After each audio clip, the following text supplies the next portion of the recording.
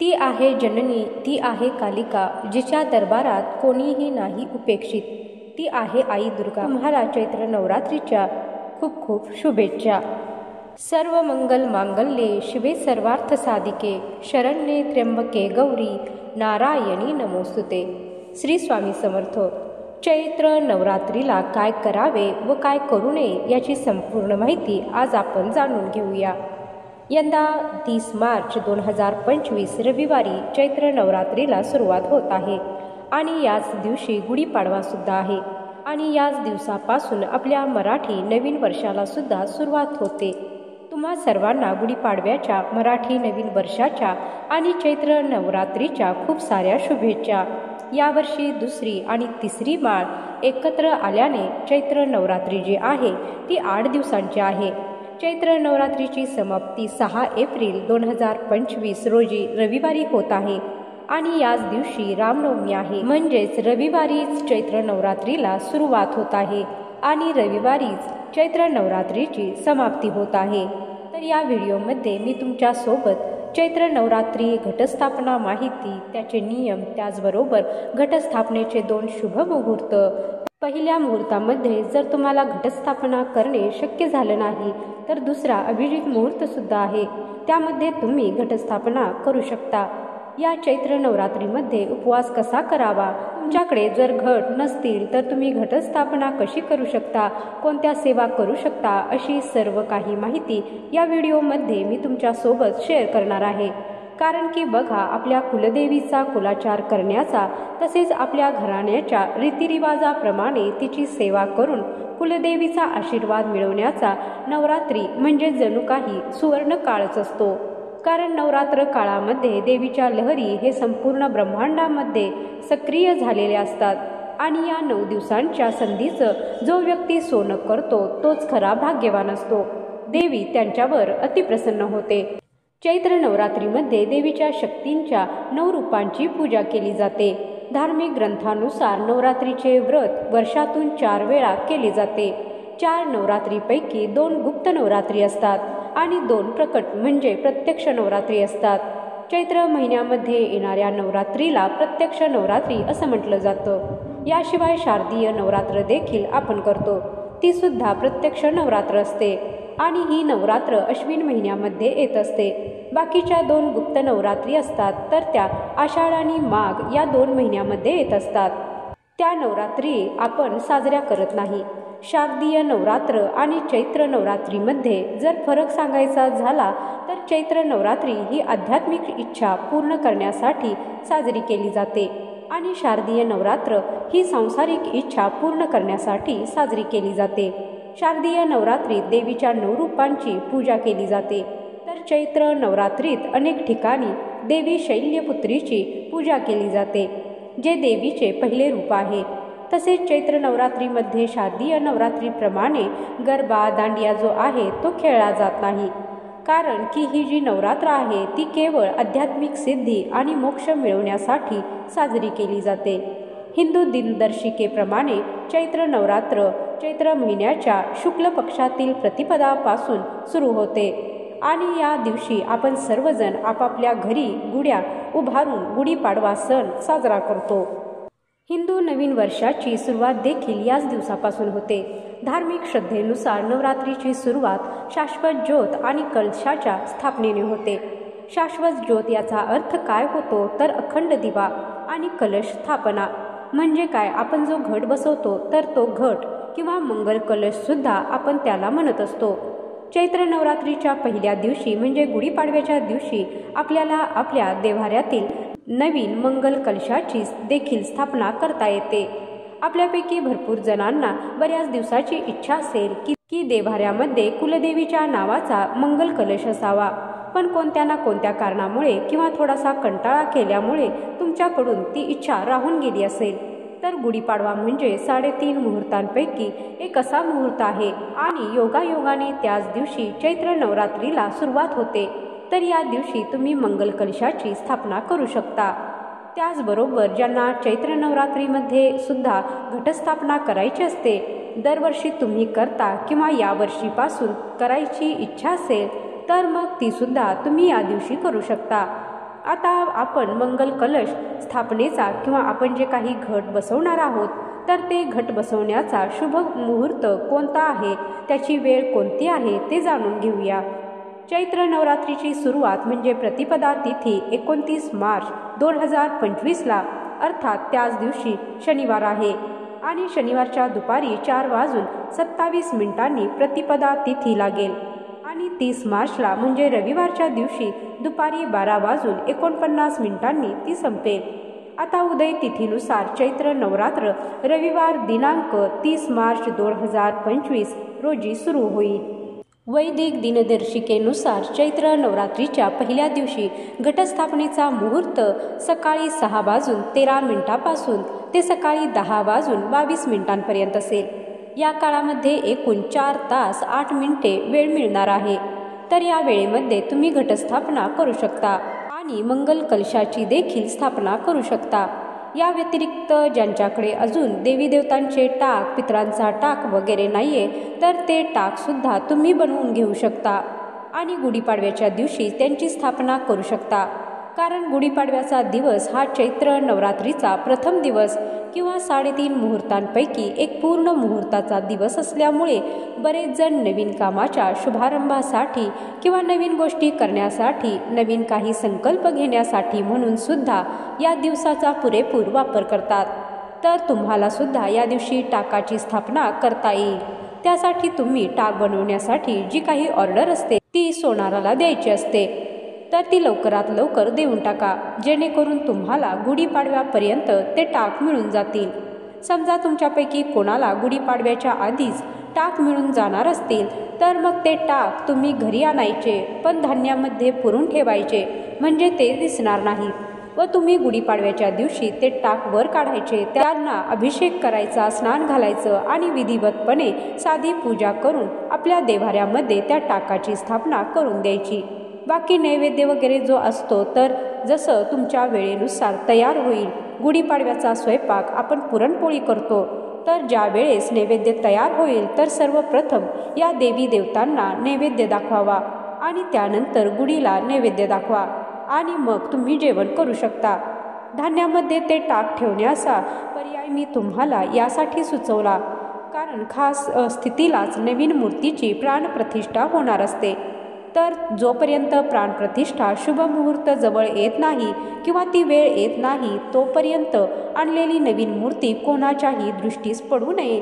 त्यामुळे एकतर ती झाकून ठेवलेली असते किंवा धान्यामध्ये पुरून ठेवलेली असते आणि जेव्हा तिची प्राणप्रतिष्ठा होते तेव्हाच ती सगळ्यांच्या दर्शनासाठी खुली होते. ज्यांना अगदी गुढीपाडव्याच्या दिवशी सोनाराकडून ते टाक मिळणार असतील त्यांनी काही मग धान्यात वगैरे ते टाक ठेवण्याची गरज नाही. सकाळी सकाळी जाऊन तुम्ही घेऊन या आणि घरामध्ये लगेच आल्यावरती अभिषेक आणि स्नान घालून तुम्ही त्या टाकांची स्थापना करू शकता.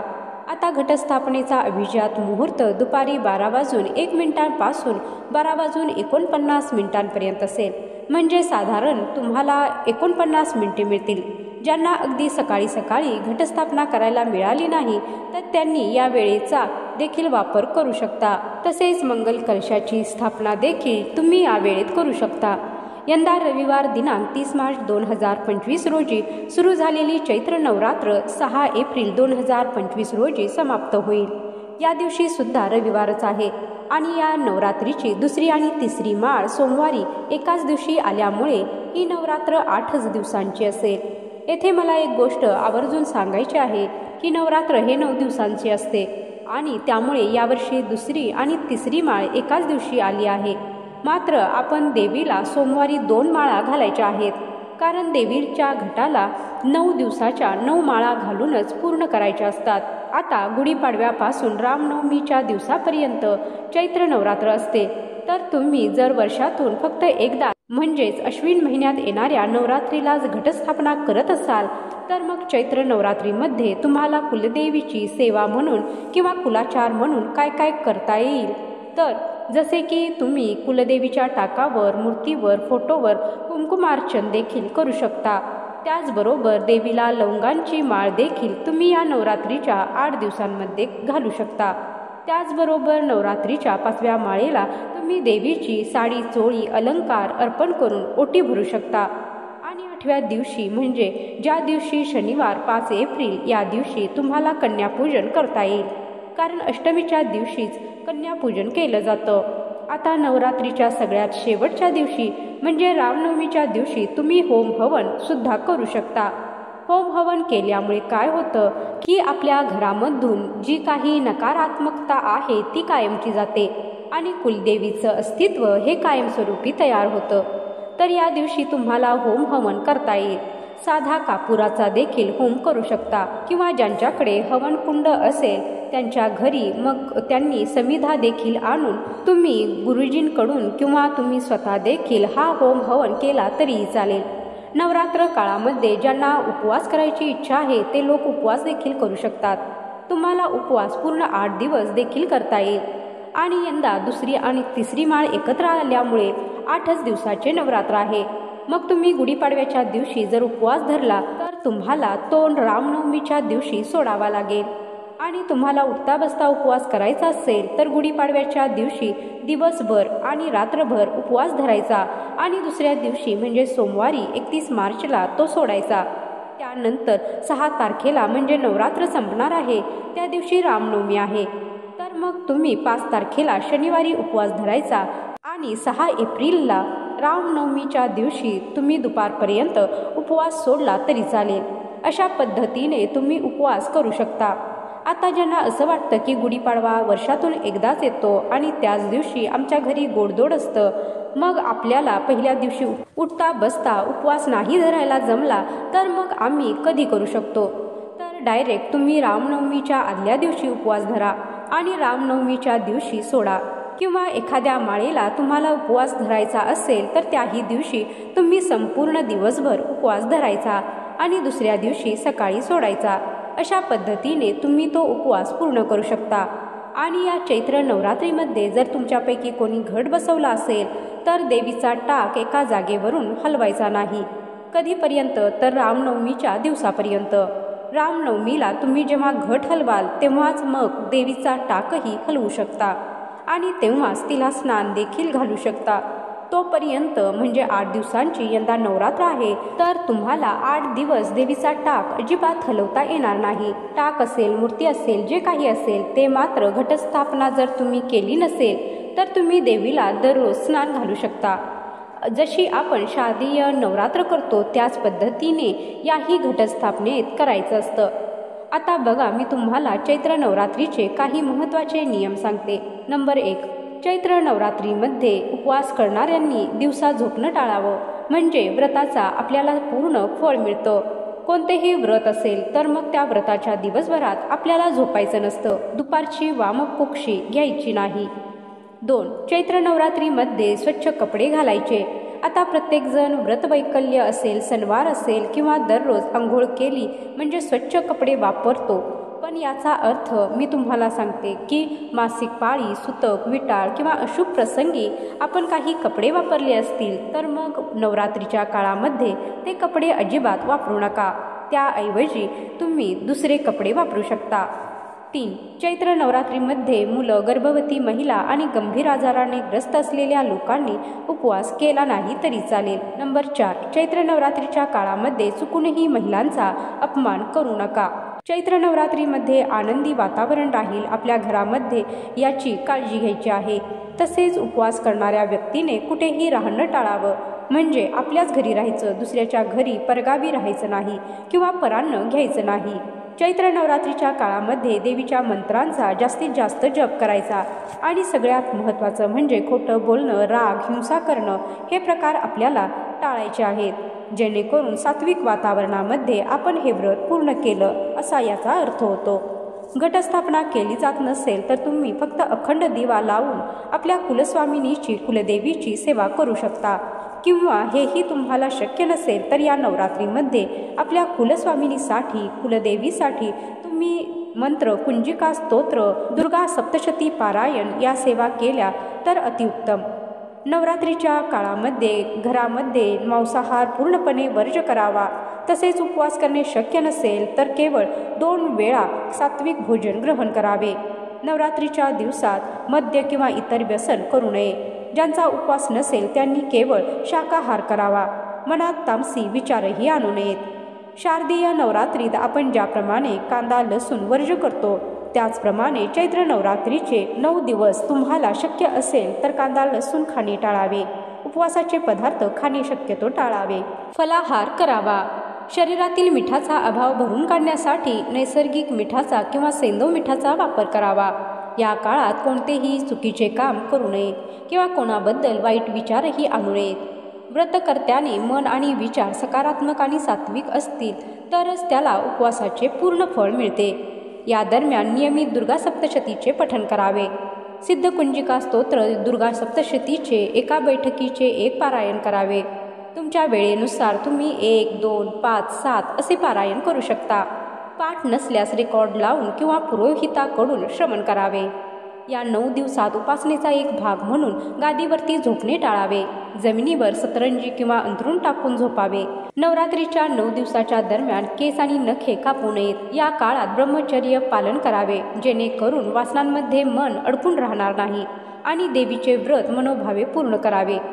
चामड्यापासून बनवलेल्या वस्तूंपासून दूर राहावे आणि काळे कपडे देखील या काळात घालू नये.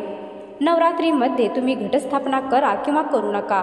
जर आपल्या मूळ गावी घटस्थापना असेल आणि आपण दुसऱ्या गावी राहत असू तरी सुद्धा अखंड दिवा आपल्याला 9 दिवस तेवत ठेवायचा आहे. कुठल्याही कारणास्तव दिवा विझू देऊ नये. अखंड दिवा लावल्यानंतर घराला कुलूप लावून कुठेही जाऊ नये. आपल्याला जर कुठेतरी कामानिमित्त जावं लागलं तर घरातील कोणाला तरी घरी ठेवावं. कारण नवरात्रीच्या 9 दिवसामध्ये कुलदेवी आपल्या घरामध्ये वास करत असते. अशा वेळेस घर मात्र बंद करून कुठेही जाऊ नये. कामासाठी किंवा ऑफिसला सकाळी जाऊन संध्याकाळी येऊ शकता. एवढं कुलूप लावलं तर चालतं. फक्त घर सोडून किंवा परगावी जाऊ नका. जर कोणाला 9 दिवसाचे उपवास करणे शक्य झालं नाही तर किमान पहिला दिवस आणि शेवटचा दिवस तरी म्हणजे उठता बसता उपवास करावा. नवरात्रीचे पूर्ण 9 दिवस आपल्याला आपल्या कुलदेवीला नैवेद्य दाखवायचा आहे. मग तो कशाचा का असेना. तुम्ही जर उपवास करत नसाल तर तुम्ही जे रोज अन्न खाता त्याचा नैवेद्य देवीला दाखवायचा आहे. 9 दिवस कुलदेवीची आरती सकाळी संध्याकाळी आवर्जून करावी. 9 दिवसामध्ये एखादी कुमारी किंवा सुवासीन जर आपल्या घरी आली तर तिला किमान चहा पाणी दूध द्यायचं आहे. तसेच सुवासीन असेल तर हळदी कुंकू देऊन, इच्छा असेल तर ओटी भरून पाठवायचं. कारण काही वेळेस स्वतः आपली कुलदेवी इतरांच्या रूपात आपल्या घरी आलेली असते. म्हणून कोणत्याही स्त्रीचा अपमान करून तिला दारातून पाठवू नका. नवरात्रीच्या 9 दिवसात घरात भांडण तंटा किंवा कटकट होऊन द्यायची नाही. अन्नाचा कुठल्याही परिस्थितीत अपमान देखील करायचा नाही. नवरात्रीच्या 9 दिवसामध्ये शक्य असल्यास घरातल्या कुलदेवीचा आणि आजूबाजूला जर कुठे मंदिर असेल तर तिथे जाऊन देखील किमान 1 दिवस आपल्याला देवीची ओटी भरायची आहे. रोज किमान आपल्या घरातील कुलदेवीला आणि मंदिरात जाऊन 1 गजरा आणि वेणी देवीला आवर्जून अर्पण करा. एखाद्या सुवासिनीला जेवायला बोलवून सौभाग्य वस्तूचं 1 वाण तुम्ही तुमची इच्छा असेल तर देऊ शकता. यानिमित्त अन्नदान देखील होते आणि त्याचं पुण्य देखील आपल्याला मिळतं. रामनवमीच्या दिवशी तुम्ही भगवान श्रीरामांची देखील पूजा करू शकता आणि देवीच्या घटाचे उद्यापन देखील करू शकता. अशा पद्धतीने आपल्याला ही चैत्र नवरात्र साजरी करता येईल. तर आजचा हा माहितीपूर्ण व्हिडिओ आवडला असेल तर लाईक करा आणि जास्तीत जास्त लोकांना शेअर करा, ज्यामुळे ही महत्त्वपूर्ण माहिती इतरांनाही माहीत होईल. तसेच कमेंट बॉक्समध्ये तुमच्या काही शंका असतील त्या तुम्ही विचारल्या तरी चालतील. आणि कमेंट बॉक्समध्ये ओम कुलदेवताय नमः किंवा जय श्री स्वामी समर्थ लिहायला विसरू नका. व्हिडिओ शेवटपर्यंत पाहिल्याबद्दल धन्यवाद. जय श्री स्वामी समर्थ.